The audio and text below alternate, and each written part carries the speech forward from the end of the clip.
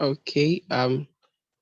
Good afternoon, everyone. Good day from wherever you're joining in. I'm Arin Zonyasibulem, and currently co-founder at a tech startup that we're building, a tech talent startup that looks to help at least 500,000 people get into the tech space across Africa over the next 5 years. We are using proprietary techniques and model accelerated supply and services to organizations and startups. Thank you. So I think if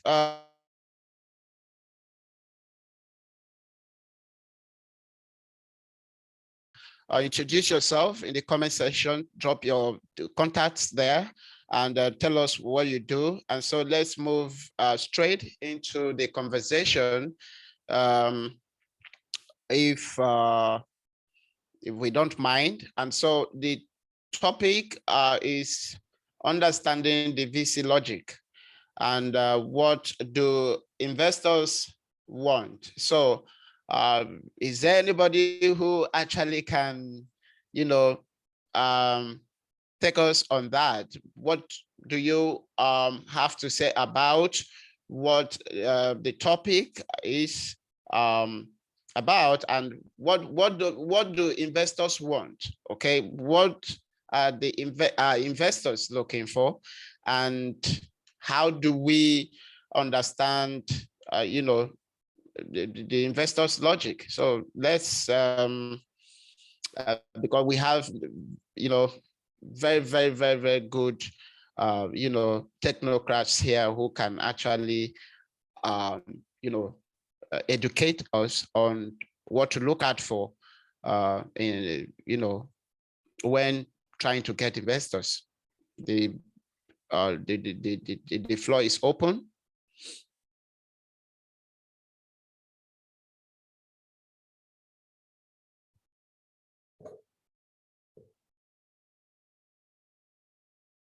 Hello, are we there? Yeah, hello everyone. My name is Oluwatoton Shubode. I'm the founder of Thoughts in Motion, and I just want to share some of my thoughts based on some things I've learned in the course of the program and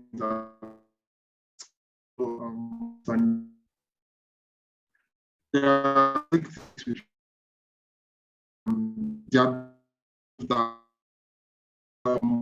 or idea or concept is viable, which means that it is something that is sustainable.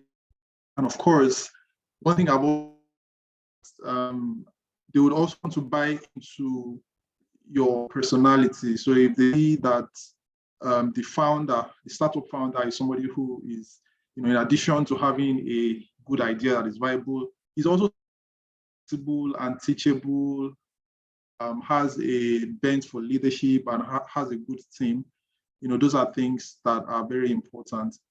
Also important is the issue of corporate governance, to make sure that all the basic things have been sorted out with respect to registration, and in cases where licenses are needed, or a particular license is needed to operate in a particular industry, they would want to make sure that you are on the right side of the law and all the regulatory frameworks are sorted out. One other thing I've been learning really is based on the concept of the lean startup, based on the fact that, we're talking a lot about traction. And it's a fact that sometimes investors are not so particular about the fact that, maybe you've been able to reach out to a million people. And so that tells them that you can reach out to 1 billion people. A good example is how Facebook started. And, based on what we've learned, when Facebook got their first investment, they had not even, it's not like they had a very large number of subscribers, but what really got investors to really consider them was the fact that within a very short period of time, they had been able to spread to about 2/3 of Harvard. And so those basic things are things that really matter with investors. Thank you. Very much. That was very, very insightful. And so I will come in a bit. He talked about trust, if I'm getting the word right. Investors need to see you as somebody who they can trust. That is number one. So you must be trustworthy. And then secondly, you must be a straightforward somebody. For example, some people do evade. We Nigerians, we like to, dodge tasks. And it is bad if tomorrow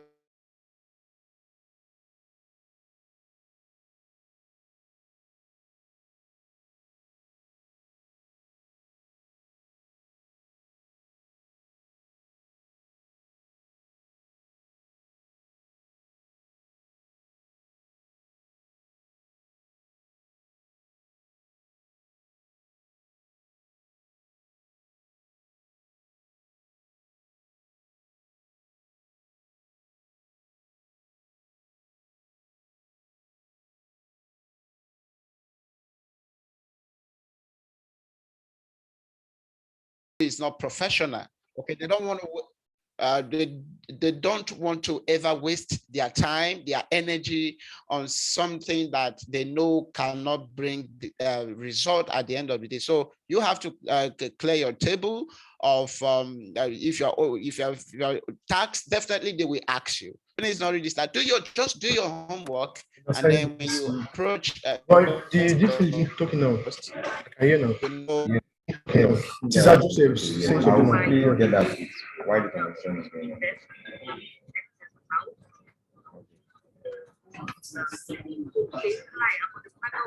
Yes, there's someone.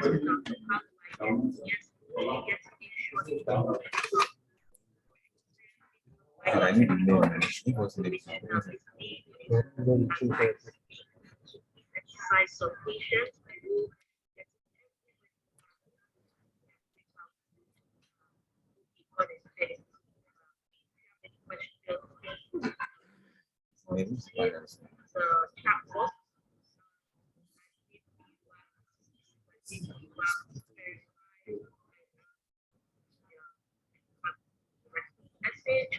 I'll still come back to it.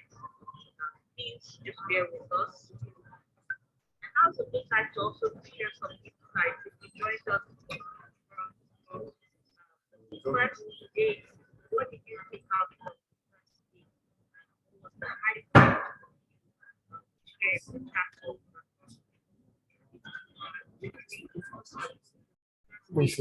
yeah. This is a breakout. This is a breakout session.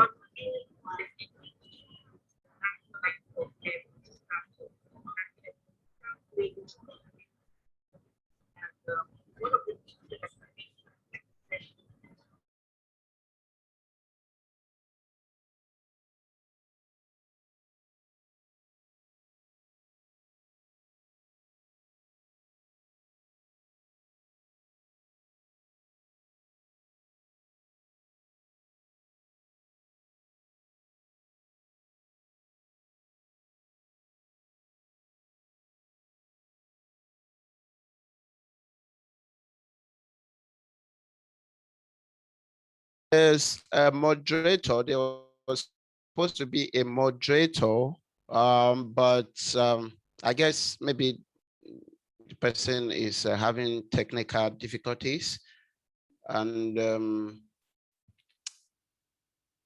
don't know.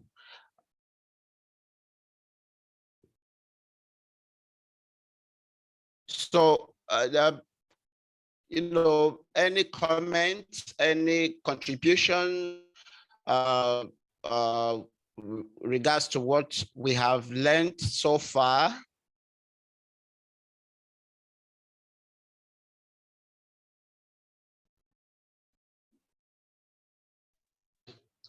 Okay. Okay. I think we're waiting for the moderator to come on board, but then I do have some contributions while we are still waiting. I do not believe I can go ahead on some notes on a more structured list on what investors look out for in startups before they invest. Firstly, I do think that different investors have their different interests. Some do invest for returns, some for social impact, some specific gender, and all, like I said in the previous plenary session that we had. But then on my list, I do have, I do think that from my own perspective that investors invest for a number of, they look out for a number of all of these things in startups before they make investment decisions. And the first on my list, which is I think very, very important, is the opportunity. What's the opportunity in the space sector you are playing in as a startup or as a business? They try to look at what's the problem. What's the size of the problem? How many people face that problem? Let's say you were to sell your products, that's the solution to that problem, at say $10. How many people would you have to sell to make a revenue of $100 million? If that market is not big enough, then many investors are not just interested in probably investing, right? So they are looking at the size of the opportunity, the size of the problem, the market size in general. And then they also look at the products. Once the opportunity is proven, there's a proven problem and there's a proven opportunity in that market. Whether you as a startup founder solve that problem or not, somebody else will come one day and capture that opportunity that exists in the market. So once they've confirmed that there's an opportunity in that space where you are playing, they now want to see the products you have designed, the products you have innovated. They want to see if it's able to capture the opportunities that are inherent in that market. So they check out your product. What is it addressing and what is it not addressing? What's your unique advantage? What makes you different from other competitors? Then I think as they check out your products, they also want to check out your business model. I think that the business model is the most important element of any business. The difference between an Andela and a regular software development company, they all service companies with technology talents, but Andela is able to infuse a unique business model that helps it capture much more opportunities and value from the market. It's able to play in a bigger scale, serve multiple clients at the same time. But a typical software development company is probably a team of 15 people, 20 and 50, and they can only serve limited customers per time, limited by 24 hours per day, right? So I think they want to check out your business model, and from that model, they want to see what is the kind of return you are able to capture from this market opportunity. Once you launch with this particular business model, how much are you, what's the return? Many investors are investing because they want to get return. I know there's this VC quote that is very popular. Maybe you probably invest in 10 startups and then they know that they are probably going to lose in 9, but one of them is going to pay like for the loss of the other 9 startups. So whenever they're investing in your startup, they're asking that question: if we lose in the other 9 startups that we have invested in, can your startup give us back all that we have lost? So they are looking to drive this kind of business. You have the skill sets, the ability to capture this opportunity in this market. They want to check out your personality, your trustworthy, what's your experience like, what are your like unique skill sets. They also want to check out your team alongside. Who are you working with? How are you able to leverage your team members to capture the opportunity that you have in this particular market?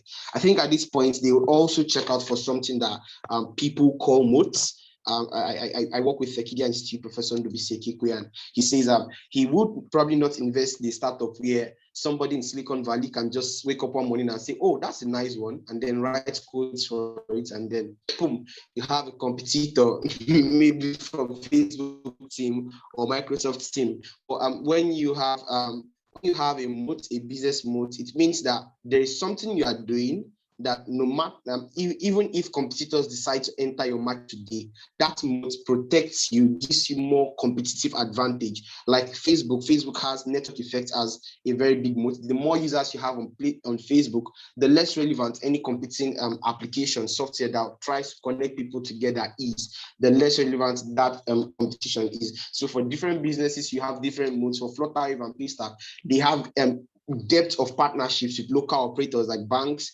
and local financial providers and all. So you don't just go and build another floodpower software and then already like on day one you have integrated with GT, Zenith. Look at this and Paystack recently integrated with Apple Pay. You don't get all of those integration on day one, and all of those things serve as a business mode. So investors want to check out by the time we put in our money, what's the assurance that by the time you did or Elon Musk decides to just get into this market, you're still able to survive. You're still able to survive the competition. So what is your moat? What's your protection? What is your defense castle as a business? If they are able to verify this, then they want to be sure that you are not just, coming to pitch one very sweet story. So they want to ask, what is your traction so far? And I think this is where what Titi Ovia from the previous session said becomes very, very relevant. Have you proven the market? What traction have you shown? Traction could be in terms of product development. I've built it up to this stage, and then this is what is left. But more importantly, traction is about numbers in the market. Has the market validated what you have?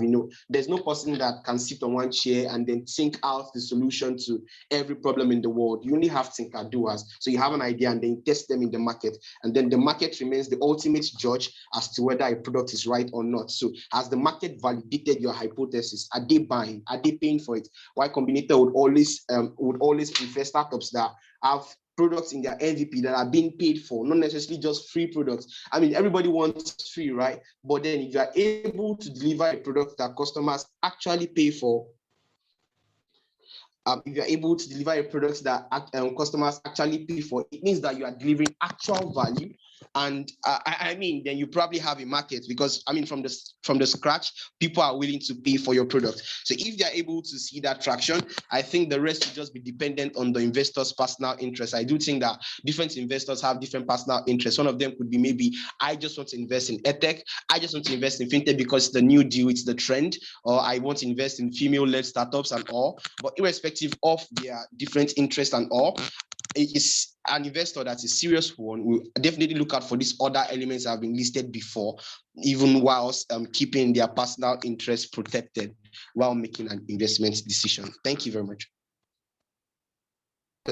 Thank you very much for that wonderful, insightful information. And to chip in, like you said, it's not just what investors are looking for in you. The question is, what are you also looking for in the investors? Okay, and so as much as the investors are looking for answers, from you, you also have to actually look. You are looking for something, from the investor. So you have to just understand the dynamics of how what a startup means and how to go about it. Because at the end of the day, look, it's not just about emotions, okay? Investment and starting up a business and building something, that benefits everybody. You have to take away emotions from it, because the investors don't deal with emotions, okay? So whatever you're doing, you have to, keep emotions by the side and, be straightforward and, get what you want. And another thing I would like to chip in is, one of the panelists talked about starting a business, for example, in an environment where, there's so much security risk. And so if you're in such an environment, then what do? Should everybody now move to Lagos in order to, to start up a business and get funding? Of course, this also is one of the reasons why, key point that we should look into. And then thirdly, even here in Lagos, there are places, you are based, that starting up businesses there, it depends on the kind of business that is so risky. And so for example, with the investors want to be in an environment, invest in in a business where it's situated in an environment where there's risk, that too you need to put into cognizance. And let's allow somebody else to come in, maybe Bumi Akinye Miju, or our sister Auntie Mo.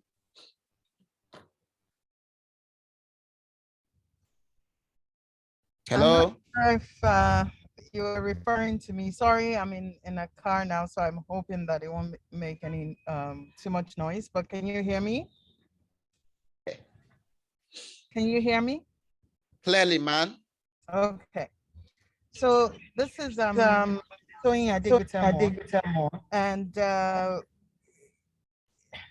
I think again, if I look at what do investors want, and I think across the spectrum of capital, investors are interested in different things. Whether it's philanthropic investments, which are in a form of grants, whether it's in equity or debt. When you keep going down the continuum of capital all the way to capital market, they're looking for different returns on investment. And apart from, I think, let's assume that the investees are ready.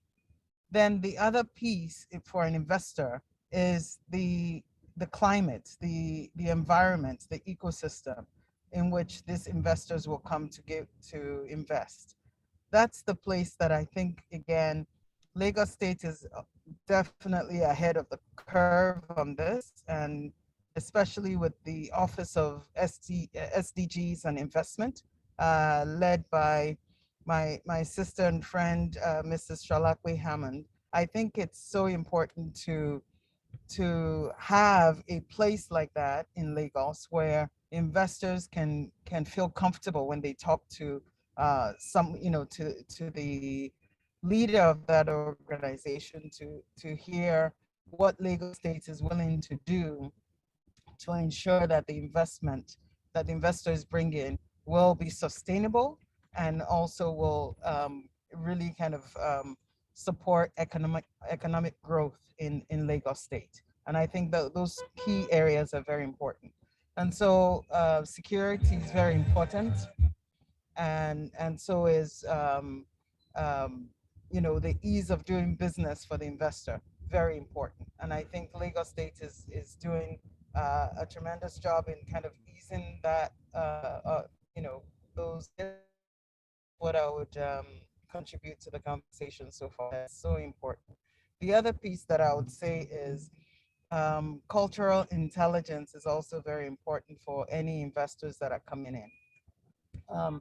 Understanding the Nigerian terrain, understanding the Nigerian mentality, those things are so important, almost as important as emotional intelligence, which is just getting to know people that you work with and being able to understand those the people that you work with. But really and truly, understanding what it is that the investor is going to invest in and the environment in which that investment is going to take place are also key to investors. So I'll stop there.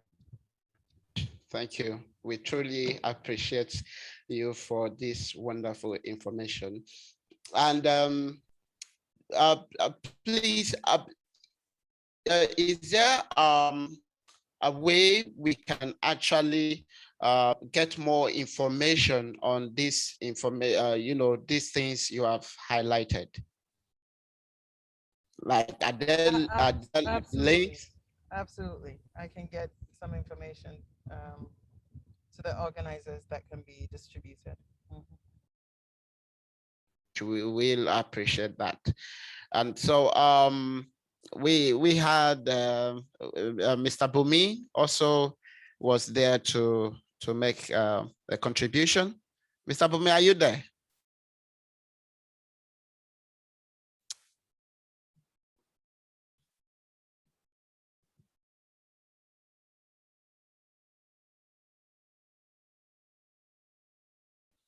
Okay. So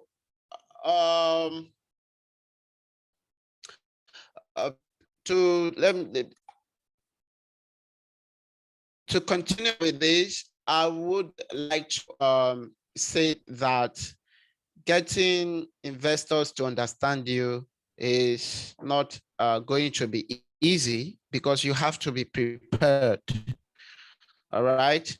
So if it's not just about, going out there, sitting in that room and talking or presenting yourself, it's much more than that. And so a good be. It's my pleasure being here. Thank you very much for inviting me. I think one of the, I've been musing around this topic, around the logic, the VC logic, and what investors really want. For me, investors are different. And we must start from that idea, that we must start by first understanding who the particular investor is. And what I typically will encourage those who are going for the pitch is to first study the investment history of who the pitch is going to be done to. What kind of investments have they done in the past? Check when in the development process they have come in most of the time when they invest. Because some people take more risks than others, and some people take less risk. We also need to look out for their statements around the investment that they have made, because locked in the statement is the idea of usually why they made the investment, right? You will see that in some of the announcements they made, where they talk about what they saw, and that is important before you approach them, so that you dress up properly for the occasion. The other idea is the idea of value. And many times startups think they are very clear as to what the value is. But the truth is that value is measured by the recipient, in this case, the VC. It is what represents value to the VC that makes him invest. So you may have value inherent in your pitch, but it is the value that the VC sees that makes him make that investment. I need to search that out so that you, again, like I normally would say, dress up for the occasion. You need to also test the waters. Informally pitch before people who have worked with VCs or have worked with the same VC that you are going to pitch with, so that they can ask you the right kind of questions, because they have the spirit and the desires of what the VCs are looking for. Then you must be willing to make adjustments. Sometimes startups are too, they are feverishly tied to their idea, where they are unwilling to make any adjustment that help them attract the right kind of investment. We are not asking them for very dramatic change in terms of objectives. There's sometimes a little bit of adjustments as to the markets you want to focus on, or the nature of your pitch, right, will help. Right. The other thing I like to say is that I beg or help me is not an investment language.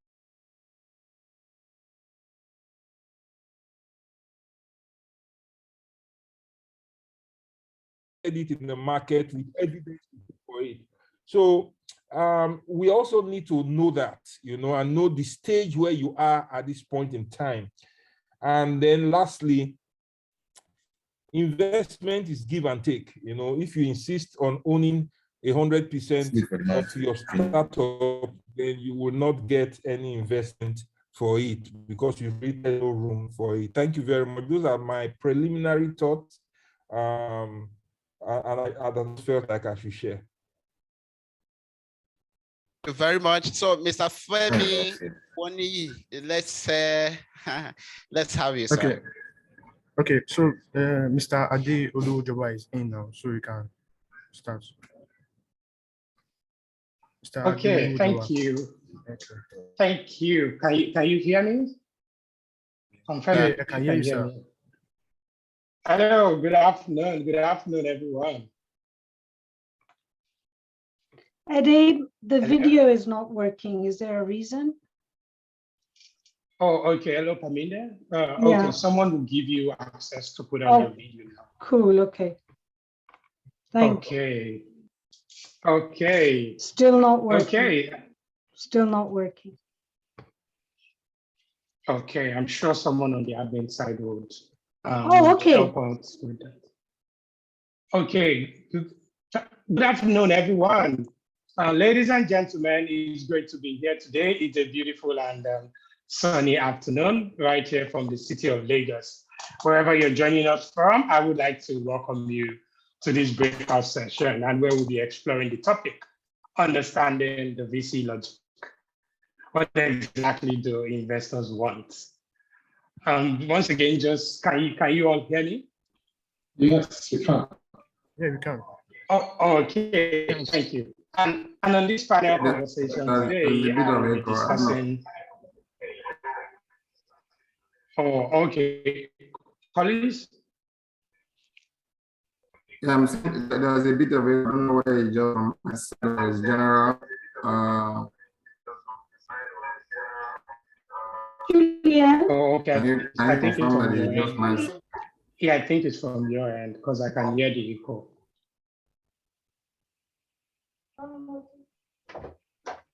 Okay, so while we'll sort out the technical issues of our panelists, so on this panel conversation today, I will be discussing with some of the most interesting venture capitalists and investors within the Nigerian and African tech ecosystem.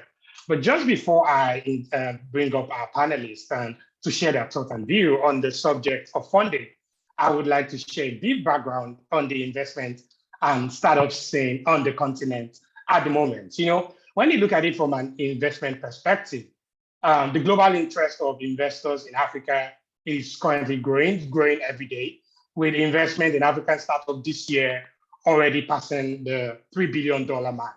And it will be great to note that currently Nigeria and Kenya are the hotspot for investment on the continent.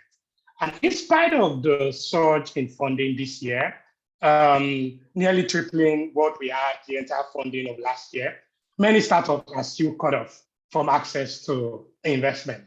While many factors account for this, for reasons why startups are not able to attract investment, one key factor to note is the lack of trust on the part of investors to commit funds to startup initiative. One key means of getting within a short of investment deal is understanding the peculiarities and interests of angel investors. This implies that the startup is cognizant with ways of communicating their value and trust to their investors. And when you look at it from a startup perspective, startups continue to emerge all across the continent, focusing on solving barrage of problems.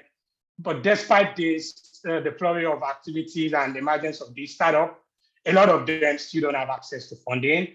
A lot of times, their novel ideas and solutions still die a natural death as a result of deprivation from good capital.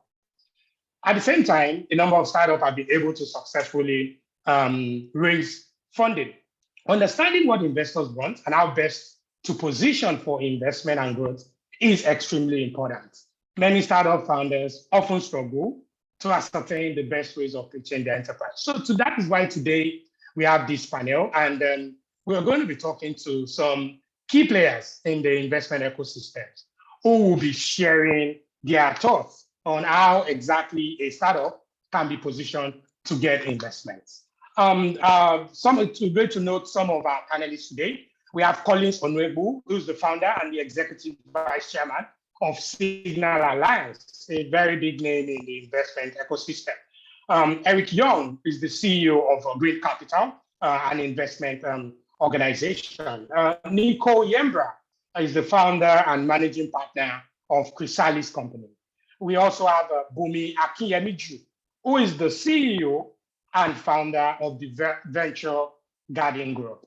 And also joining us on the panel today is Parminder Ver, OBE, the board chair of Ongoza and the former CEO of the Tony Elumelu Foundation. The last but not the least is Sam Egube, the Honorable Commissioner for Economic Planning and Budget in Lagos. Collins, Honorable, are you with us? Can you hear me now? And is your microphone working? Yes, I can hear you. I can hear you very well. Okay, fantastic. I just wanted to confirm that you are with me. Paminda, can you hear me? Yes, I can. And I've also managed to fix my video. Okay, thank you. I can hear you loud and clear. Sam Egube, are you still with us? Certainly I am. Okay, thank you very much. So my very first question this afternoon will go to Sam. Sorry if I may interrupt. That is Honorable Commissioner Sam Edube. We can't just call him Sam Edube, please. Okay. Sorry about that, sir. The Honorable Commissioner, Honorable Sam Edube, is going to have you this afternoon. And sorry about that. No, it's fine. It's fine. Sorry about that. I didn't even realize. Sorry about that. Thank you for understanding. Do we have Bumi Akinyemiju on the call also? Bumi, please, are you here? Are you here? Bumi is here. Hi, Adi. Okay, thank you very much.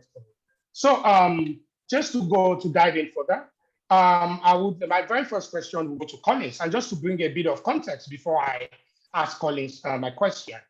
This year alone, the African tech ecosystem has drawn more funding than 2019 and 2020 combined.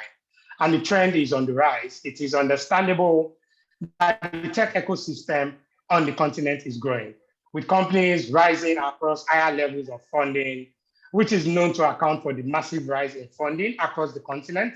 However, it is also noticeable that investors are capturing more startups at the bottom of the growth ladder, offering them opportunities to access funding to scale.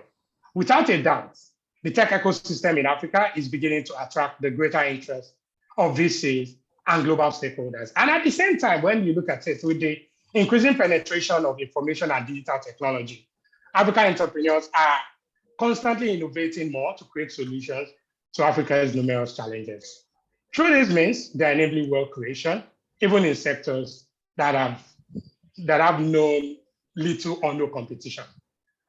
So my very first question to you, Mr. Collins, Honorable, are you surprised about the growth in funding within the ecosystem? And what are the key highlights for you this year so far in funding and growth? I'm not sure I'm surprised. I'm not sure anybody is surprised. I mean, if you follow the trend in the past 5 years, you will know that it's a trend that has been going in a very, very positive direction. A couple of years back, about 2 years ago or 3 years ago, Africa I think did our first billion in startup funding. But I'm happy that in about 2 years' time, it has kind of tripled to 3 billion. So I think that's expected. I don't think it's time to celebrate yet, because 3 billion for a continent is very small, and 1.3 billion for Nigeria is relatively big from where we're coming from. But in the overall scheme of things, it's small. I think we have to look at the things we need to do to keep growing, so that we don't start celebrating too early. And what are those things? I think if you look at the topic we're discussing, we're talking about what do investors want from startups. But I would like to look at, when you're an investor, there are certain things you look for. Some of them depend on the startup, some of them depend on the market. I think part of what is leading to the growth in Africa today is that the market is creating the environment that allows investors to come in. Because if you get $3 billion that was raised, most of it is money from outside the country. So why is it that suddenly the investors from outside the country are coming in? Because that all the startups have joined the new big churches and are now praying harder and are more trustworthy. I don't think it's so. I think that the market is creating more trust, and that is very necessary for us. So how does a market create trust for those who are in it? I think it's important that we look at the very few things that have happened in the ecosystem. For instance, if you are investing in a venture in Nigeria today, there are certain things investors look out for. Have you received any funding before? Have you been in Y Combinator? Have you been in an accelerator? Who else has invested in you? Now, those things might not, even before you get an investor to talk to get a startup to talk to that startup, there are certain things to look out for to make sure that it has ticked those things off. And most of them relate to the institutions that have been created over this period. A few years ago, by the way, I'm an angel investor, so I come in quite early. I've been an angel investor for about 6-7 years. 7 years ago, when you wanted to look at a startup, I think the burden of trust was on the startup.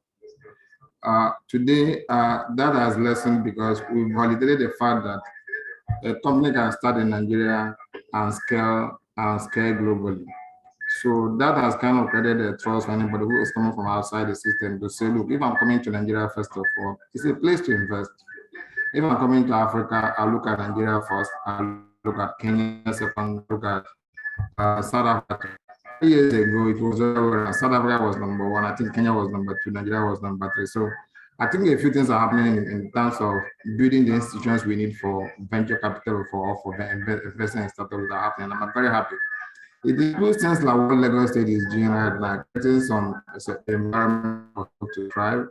What the federal government is doing at policy levels. It includes the fact that accelerators are growing and then training companies. It includes the fact that there are more angel investors locally. It includes the fact that some ventures are growing and validating their models. Before we now get to the startups themselves, I'm sure we can talk about the startups much later in the program. So I think that's my opinion. Okay, thank you very much, Mr. Collins. I'll come back to you with some follow-up questions. My next question will be going to Bumi Akiyemijo, and just to also give a bit of context before my question.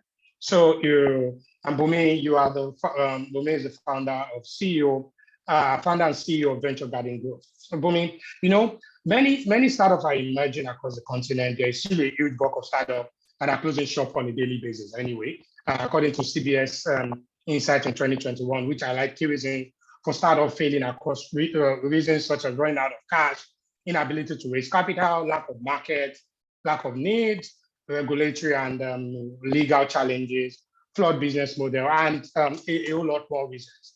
Even startups that have not gotten stumped by some of these challenges still struggle to scale successfully. The key challenge with startup is finding investment to scale.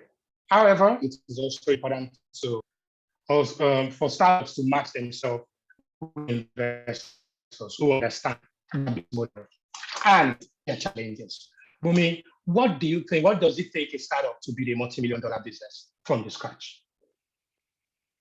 Yes, thank you very much, Ade, for that question. What does it take? I mean, I think that first is the fact that, on the continent of Africa and in Nigeria specifically, one of the greatest things that we actually have for us is resilience and grit. Coincidentally, that is actually one of the most important things to build a $1 million company. I think that, anywhere in the world, in fact, resilience and grit, I would say is number one. Because in business, it's not a straight line. In starting a business, there will be so many things that will go wrong. In starting a business, there's so many hurdles, both internal and external from a market standpoint. So for me, I would say that resilience and grit is very, very important. Obviously, there's several other things that you need at different phases of the growth of a startup. The things you need between 0 to 10 people is very different from the types of things you need to grow from 10 people to 100 people, right? But I think one thing that's consistent is that resilience and grit. And I think it's actually something that, Nigerians are actually quite strong at. Second thing I would say in terms of what you need to build, a multi-million-dollar business is that you need to have a clear idea of the market that you are targeting. You need to have a clear idea of the problem you're solving. You need to have an idea of the unit economics, of how you would actually make money. And you'll be surprised at how many businesses are trying to grow a business, are trying to grow a multi-million-dollar startup, and they're not very, very clear of what problem they're solving, how big the market is, how they're going to make money, et cetera, et cetera. So I think these are things that are very, very important. But I am so proud of our African people and our Nigerian people, how much entrepreneurial activity is going on, and finally, the scale at which capital is coming into the continent.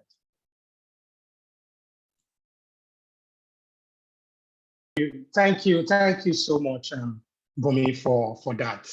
My next question would be for the Honorable Commissioner for Economic Planning and Budget, Honorable Sam Igube. And just before I ask my question, startup growth, just to give a bit of context, startup growth across the continent is a key economic factor in development for Africa.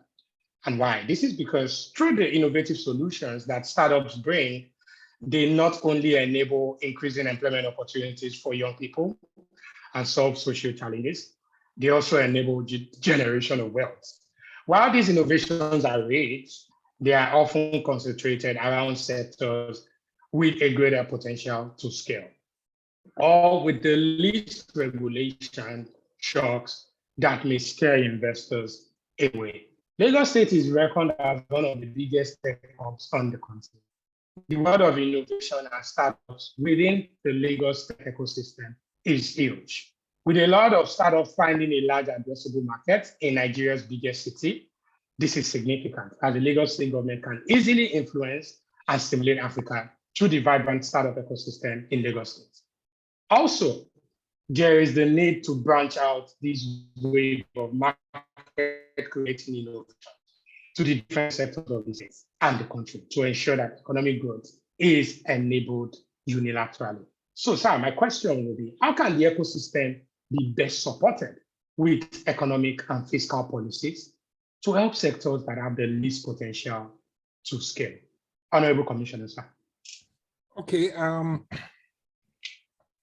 So the idea, when you think of economic growth, right, you do not try to make economic growth happen in the weakest of areas or the areas with least potential. You want to drive it in the areas of highest potential, with the idea that the ecosystem haven't experienced those growths, right, will be able to pull other areas on. Now, investment is not, if you are looking for innovation and jobs, you have to innovate along the lines where the needs are highest. And those high points are the areas of the highest potential, because at the end of the day, irrespective of what you do, the innovation, the problem that the innovation solves successfully must be those problems that the recipient of those solutions, meaning the market, is willing to pay for. And therefore, it's always that the market should determine it. Now, if it is something that doesn't have any market value, but has a lot of social value, then of course, the government would then invest in those areas. So what is Lagos doing? For innovation to happen, right, you need to have an ecosystem.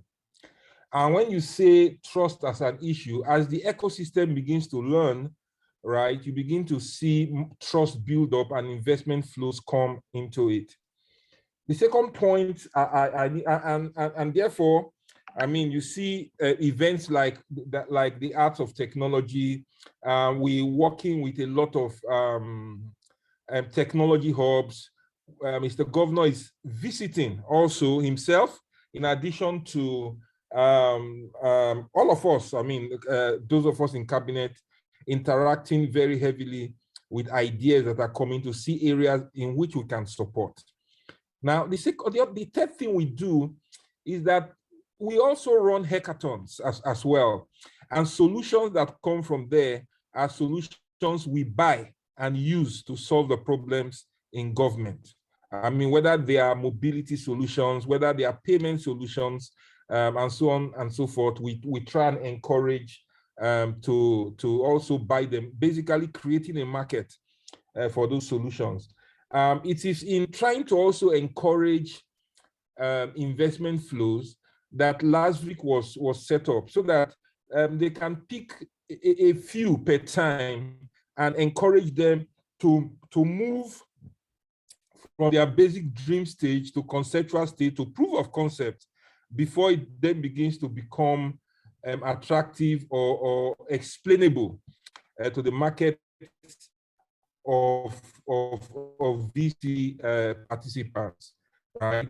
And the last being to also build infrastructure, encourage people to work in groups, right? So you see LSTF giving out vouchers to basically encourage people to go work in environments where their ideas will be evaluated, where you have other perspectives to the ideas, and therefore encourage learning to go on and encourage improving the probability of a startup getting crossing the hurdles for investments, you know. So that is what Lagos State is doing. The broadband, the smart city initiative, the knowledge, innovation, and technology and entrepreneurship kite campus, which we are building last week as well.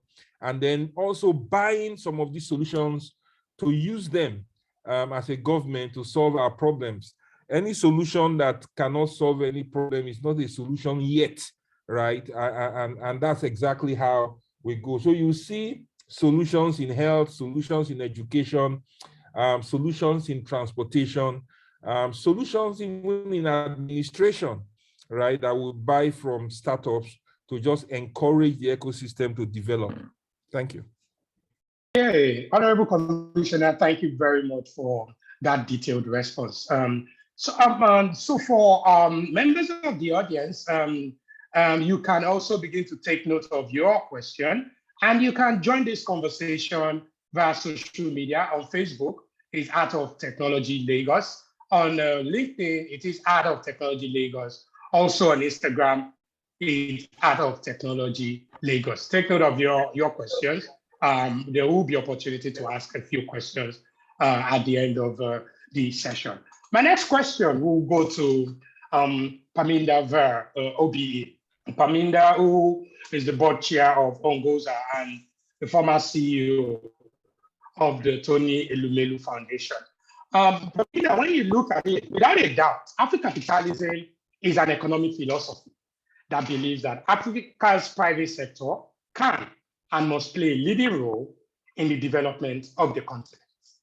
African entrepreneurs are becoming more deliberate about increasing economic and social wealth for themselves and for their communities. Africa's early stage entrepreneurial activity is over 13% higher than the global average. This deliberateness and dedicated effort are definitely important for economic growth in Africa. However, there is still much that needs to be done with regards to public-private partnerships that help neglected sectors to capture more innovation and funding. Also, given the proliferation of startups across Africa, there are so many innovations doing similar things or addressing similar challenges. Paminda, my question to you would be, what are the key things that the startup should consider in putting forward a great pitch? And how can a startup innovation stand out? Wow, thank you. Well, I already did it. I spent 5-6 years running the Tony Elumelu Foundation, the 7 pillars of the entrepreneurship program. 2015, when I arrived in your beautiful country, Nigeria, the entrepreneurship ecosystem was evolving. But I could see, I've certainly seen the impact of diversifying the support structures for entrepreneurs, for the development and the growth of entrepreneurs. But to address your question specifically, I'm now on the other side of, I've now swapped places. I'm no longer running an entrepreneurship program, but I am supporting entrepreneurs who are looking for funding. And I thought I would really share my own journey of how I have, organized myself or addressed how to communicate and engage with funders. And the first key thing that I've learned, I would like to share, and I guess my points are really directed at those of you who are listening and who are seeking funding, whether it's grant funding, soft funding, or VC funding, or private equity, whatever kind of funding that you're looking, is really understand that landscape. You'd be amazed how many entrepreneurs start going out to look for funding, having a zero understanding of that. So I'm supporting a health health platform called Wazima. We're already in Nigeria. Their focus is on the SCDs, non-communicable diseases. When the founder reached out to me, I thought, how can I help her? Where do I take this extraordinary, amazing tech solution for non-communicable diseases? And I did research my own. I set about to re-understand the investment landscape. I reached out to Afri-Axiom Bank. I reached out to the Rwanda Development Board, the EBRD, the Africa Development Board, who's put me in touch with a German VC, who put me in touch with Oman Tech Fund, which I'd never heard about. I discovered that Egypt is the biggest, like Nigeria, Egypt is the other next extraordinary destination for venture capital, as is Tunisia. I learned that the CDC in the UK is also now beginning to change its, I guess, focus and really rebranded itself as the British International Investment, and really looking at how and making Africa an important destination. I reached out to my friend Toyin Sani, who used to run UBA Capital and set up her own very successful Emerging Africa Capital Group and Rising Tide Capital. So the point I'm making is that I really try to understand, and the key questions that I try to understand that landscape in relation to Wazima, a health tech platform, was, do they work in Africa? Do they invest in healthcare? And what is currently in their investment portfolio, which could either be a complementary to Wazima, but also could be a competition to Wazima? And what are some of the challenges? And really noting some of the challenges that I experienced. And one of the biggest one was around, what are the key things that a startup should consider in putting forward a great pitch? And I did a lot of work with founder in really finding the story. One of the things that I really enjoyed with the AOT, the day one and day two, is references to Africa as particularly Nigeria, but also across the continent, is what a phenomenal economic opportunity it is, yeah? And, in all of that is, imagine if we can, rather than just numbers, is if we can actually master the art of storytelling. The story, for me, is telling a story of your business and through a compelling deck and an engaging delivery. And that's one of the things that I certainly worked with my founder of Wazima. And now I watch and listen how she pitches that story. So, entrepreneurs and venture capitals, you are storytellers. And even, the Honorable Minister, there is a phenomenal story in Lagos that needs to be told. It's a story not just of initiatives, and the initiatives are extraordinary. I listened to the governor yesterday, but those initiatives have to be turned into powerful. 98% of it is storytelling. Deck is the raw material. It's the science and not the story. Storytelling is the art. So I would encourage all entrepreneurs, you have a story. It's your business story. It's your story as a Nigerian. It's your story in terms of your product. And communicate that story with a passion and an absolute knowledge, yeah? And for me, the story is the why you are doing what you are doing.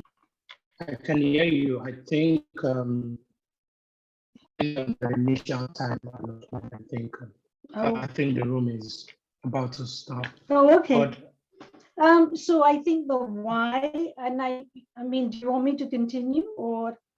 Yes, please continue. Oh, okay. And so I guess so master the art of storytelling. I cannot emphasize that enough.